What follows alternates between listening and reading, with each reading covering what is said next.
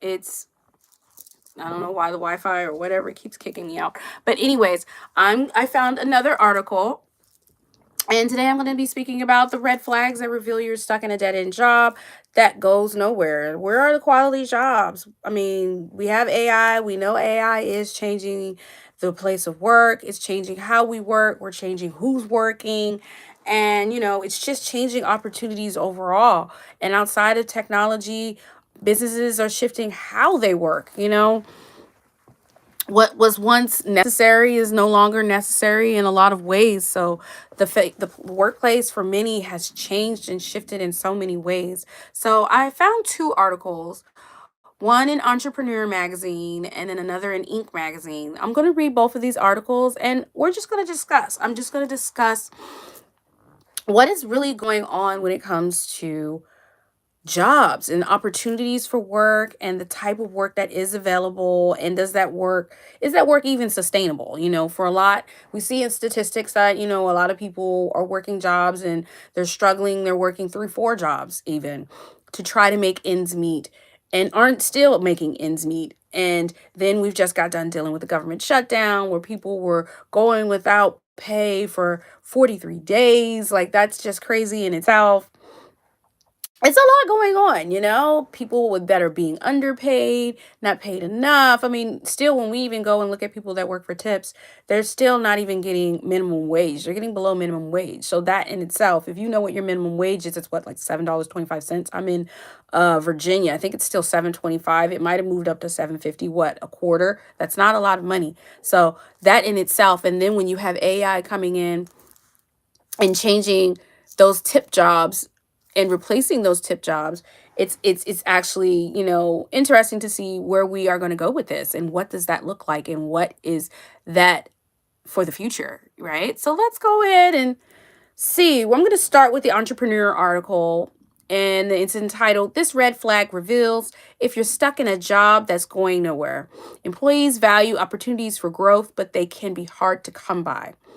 And it was written by Amanda Breen, and it was edited by Dan Bova. And this article was first put out and then last edited October 28th, 2025. The key takeaways are roughly 60% of employees don't have quality jobs, according to a recent Gallup report. Lena Peters, the Chief Customer Experience Officer at Claar, I'm going to say Claar, Klaar, discusses how to determine where you stand. Hi, thank you for joining me. You might be investing a lot of time into your 9 to 5, but is it paying you dividends for? All right. I don't know why my live keeps acting crazy. This is the second time I've had to go live, but thank you guys for hanging in and sticking with me.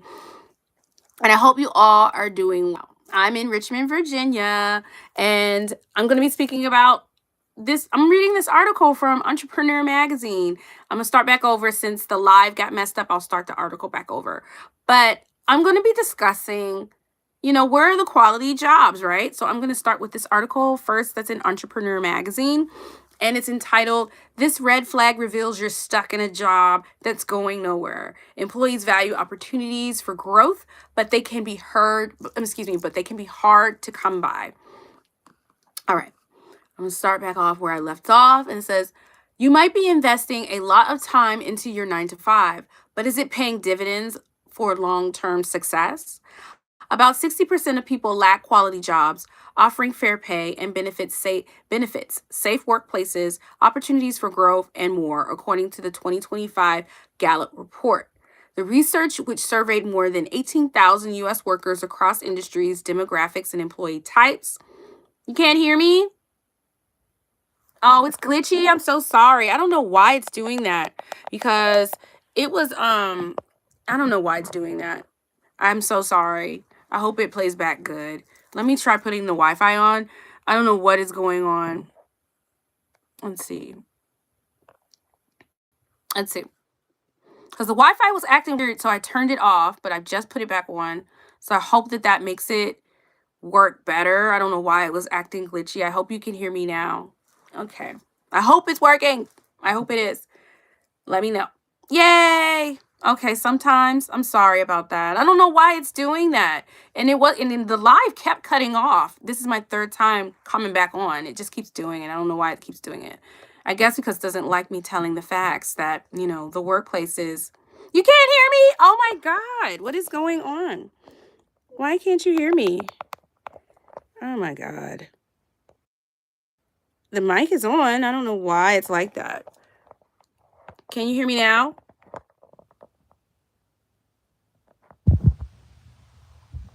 Can you hear me now? All right. The mic is on, so I don't know why it's doing that. I hope you can hear me now, though. Okay. Um, the research, which surveyed more than 18,000 U.S. workers across industries, demographics, and employment types, noted that quality jobs are linked to higher satisfaction and well being. Yet, 25% of employees said they had no potential. Really? Mm. Can you hear me now? I don't know. That's interesting. Let me see.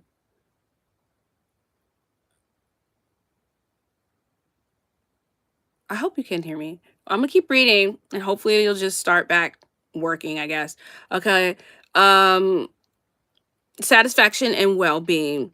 Yet 25% of employees said they had no potential for promotions or advancements. So imagine that. You have no opportunity for advancement or promotion, but you're working in these industries and and I am in the camera. Why you want to get that close? I am in the camera. You think I'm not close enough? I don't know. I'll hold it, but I've done it before and it wasn't an issue. So you should hear me. I don't know. I don't know. I don't know. I'll hold it and see what happens. I'm not getting any closer. I'm not getting any closer. I'm not getting any closer. Really? That's so strange. Well, I'm gonna just hold it. I don't know why it's doing that and being glitchy, but let me go ahead and get this out. Okay. The opportunity to grow at work is a core value for modern employees. Lena Peters, Chief Customer Experience Officer at performance management platform CLAR. Workers can determine if they're in high quality jobs by looking at how frequently they receive feedback and coaching for career growth within the company. Peters says, do managers deliver real time feedback on your work and insights to how you can improve? Frequent conversations about feedback and goals can impact the trajectory of your career significantly, and managers should leverage AI and modern technology to help them as a fruitful as to be as fruitful as possible. I'm going to stop there. I totally agree with that, but I don't think feedback should just be about oh, are you doing a good job? Are you not doing a good job? All of that. When your manager and your leader should automatically and always speak to you. I think that's the first key to knowing that you have a quality job. If if you're not communicating with your workers, how do you know what the workers need? How do you know what the workplace needs? How do you even know how everything is operating and what's working, not working, all of that? So I don't really necessarily agree that feedback about how you're doing. I mean, yes, career growth and coaching is good, but we also need leaders should also be communicating just to communicate to create a healthy workplace environment. So I feel that communication shouldn't just stop at telling someone if they're doing something wrong. Because that's usually only when leaders usually speak, right? Sadly, to tell you when you're doing something wrong. They very rarely tell you when you're doing something right. And career growth, a lot of them don't even think to even speak on that. And that is one thing I will agree about. No one really speaks about career growth when it comes to the workplace and helping people to advance within the workplace. So I do agree with that in this article. All right, I'm gonna keep going. Frequent conversations about feedback and goals can impact the trajectory of your career significantly, and managers should leverage AI and modern technology to make them as fruitful as possible. I agree with that, but at the same time, if you can't regularly communicate just to communicate, why do you need AI? I mean, how are you going to be able to use AI effectively if you already can't just naturally do it and find natural ways? I mean, there's already technology and different tools that leaders and managers and supervisors are using, and they're not even using them effectively. So when you're saying using AI and leveraging AI and modern technology, that just means that you're just looking for an easier way to do it, a quicker way to do it, which means automation, which means it's lacking the actual human connection, and just, just the regular hi, what's up, walking down the hallway, or having a group meeting, things like that. It's that's when you lead into taking away that human experience, which also then hinders how you're effectively communicating with people and allowing for people to want to be open and honest with what they have to say and actually building relationships. So when we look at leveraging AI and modern technology, we have to remember that we also have to stay human and not just think about always moving towards technology versus utilizing the human aspect. And I think that that's very important. And all right, I'm gonna keep going. In fact, Peter says that if your organization isn't encouraging its leaders to use AI to free employees from manual work and drive individual growth, you might not have a quality job and should consider taking steps to improve your working conditions. And this is something that I've highlighted before and spoken about before. It's always the focus of finding ways to implement AI in forms of technology, right? To remove manual work. Now, when you say remove manual work, that means that you're changing the way we work, right? So that means you're reducing the human aspect. That means that you're not looking for the human to do this task.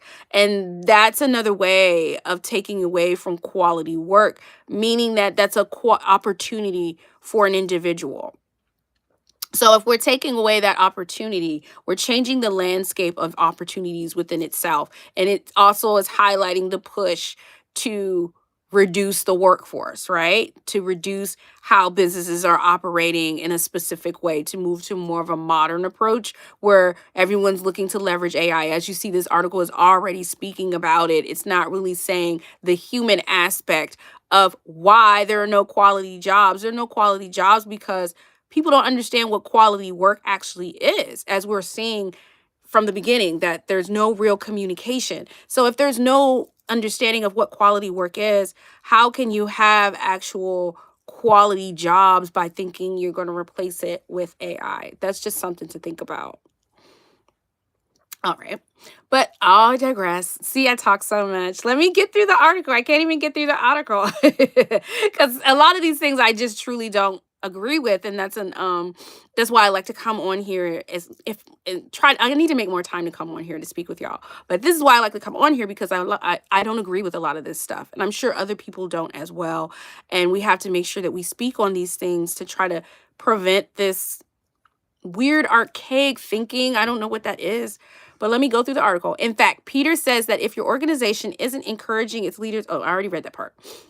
For example, if you're not receiving feedback as frequently as you'd like, explain to your manager in real time helps you to thrive. I do agree with that. We all need to communicate better, not just relying on the manager or the supervisor or the C-suite or whatever, wherever you work, relying on those individuals to speak to us and come to us.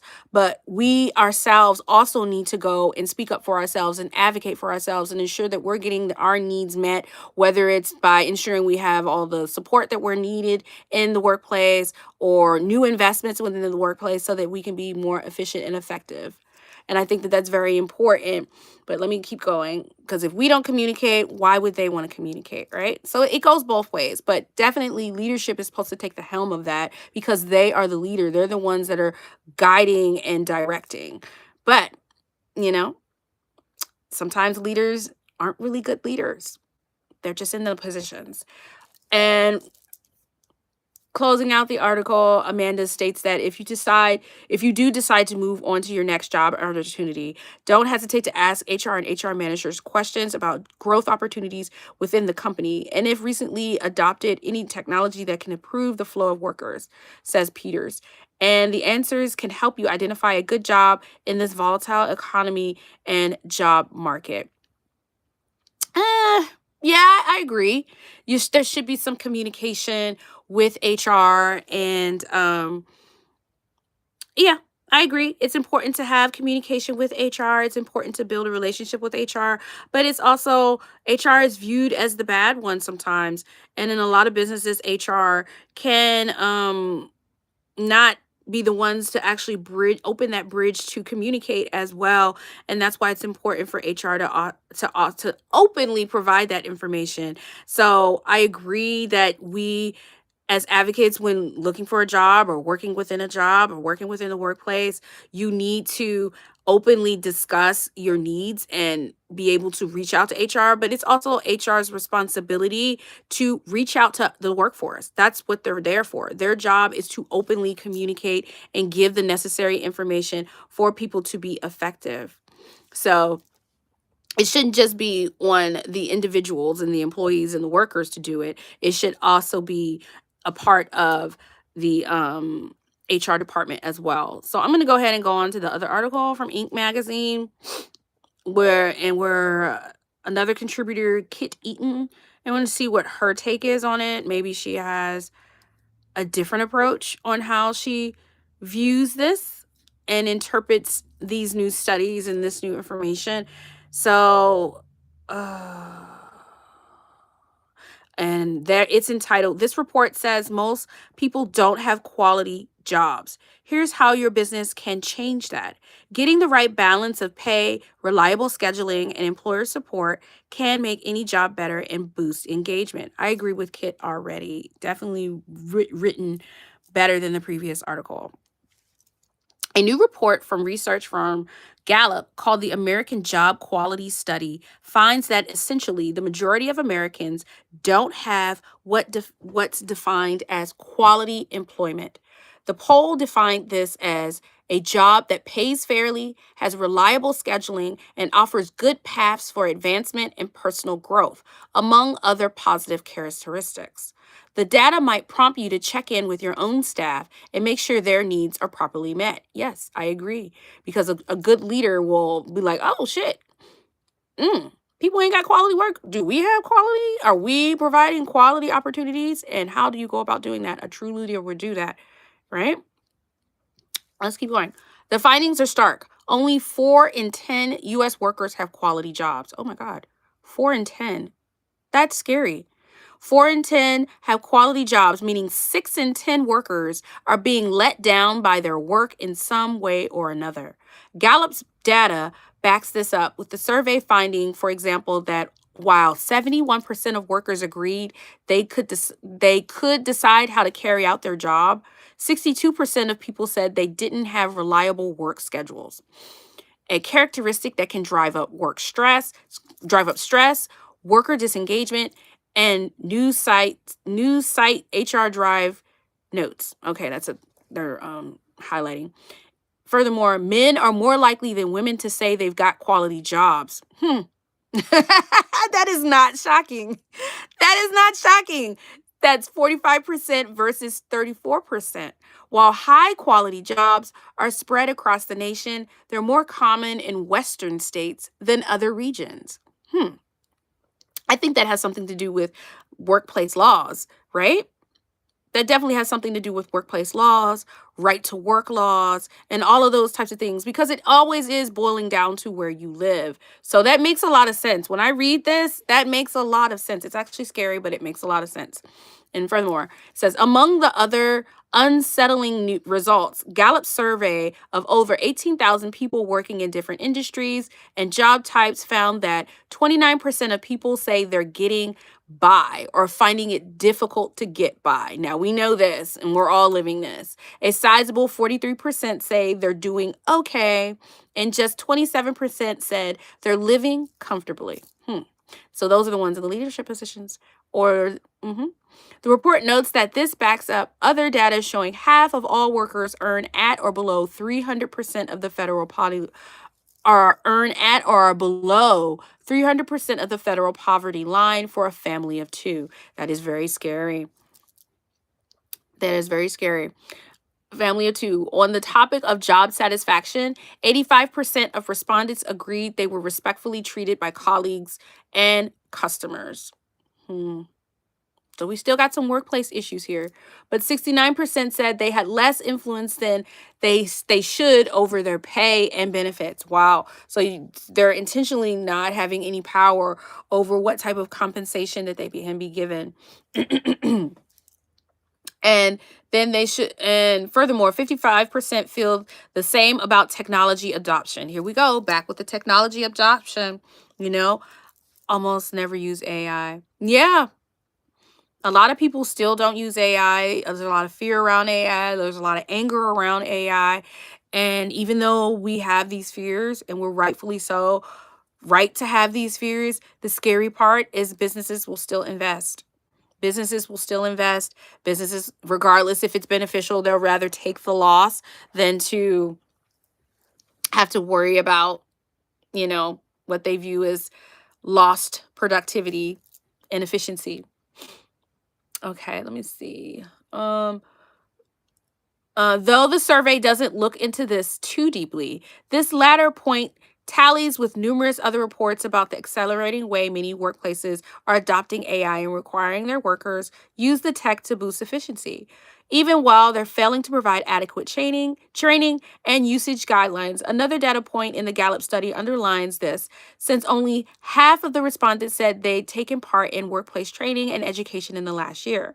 The data on job quality are important. Gallup's report notes, because having a quality job is linked to the higher levels of job satisfaction. Exactly. 58% of workers in quality roles have high job satisfaction compared to 23% of people in lower quality jobs. This also is linked to how we feel, as far as stressors and stuff like that, and how we go about, I hope that you can hear me because I just sat it down, and how we feel about, going about just our daily lives and our well-being. It's very important to have, a healthy look on how we're going about life. All right. So, satisfaction is constantly linked to prior research to lower turnover, higher productivity, and stronger business performance. Of course, I say this all the time, and people forget that the human aspect, the human, us being the human, is the key to business success, right? And for some reason that keeps getting forgotten, but the human is the one that's designing the AI. The human is the one that's designing all this new innovations and technologies. So if you're not including the human in the advancements of how you're shifting the workplace, then you're already failing and you won't end up being a success. And that's where leadership forgets that they are not considering the human aspect, and they're the human. So it's just strange to even go about that. What's the takeaways for your company? Essentially, it's possible that even if you think your staff are doing well and they seem happy and secure in their jobs, there may be undercurrents of worry or dissatisfaction that don't reach your ears, either because workers don't want to gripe or they worry about the implications of raising a red flag. Savvy leaders may use this report as a trigger to check in with their employees and see how they rate the quality of their jobs. There might be a few simple organizational levers you can pull that would improve their feelings. This is important for long-term growth, says Gallup senior partner Stephanie Markin.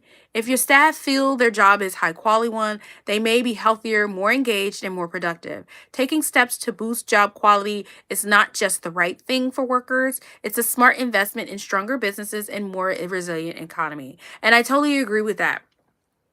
It's all about the leaders, whether managers, surveys, supervisors, whomever, or those that are in leadership positions, and them taking the helm and taking a stand and communicating with the workforce and ensuring that they're providing quality jobs and opportunities for advancement and pay, and ensuring that the workforce is happy and healthy. Only then will you have actual productivity, which will contribute to a business's bottom line. And that's just point blank, period. Yeah, that's point blank, period. You can't even argue with that. Well, I have nothing to argue with that on that. I done purred it out.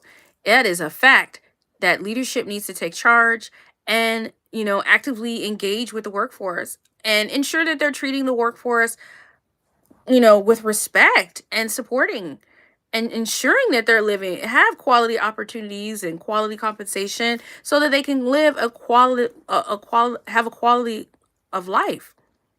It's not a hard thing. I don't know why this is even a discussion, honestly. I don't even know why this is a discussion. It's sad. But I'm glad I was able to come on today and have this discussion with you, and hopefully this can trigger some change somewhere and trickle through the workforce somewhere. Or you can even take this information and take it into your workforce and communicate with your leaders and communicate with your HR and help to find better ways to ensure that everyone is given proper opportunities for advancement. Because if individuals are supported, then they're able to create a more effective operations and a healthier workplace, and goals will get met, right? And if the goals are met, the business is making money. And if the business is making money, then you should be compensated more. That's how I see it. And that's how it should be. And that's how it must be. Well, thank you for joining me. And until next time, love yourself and others. Bye.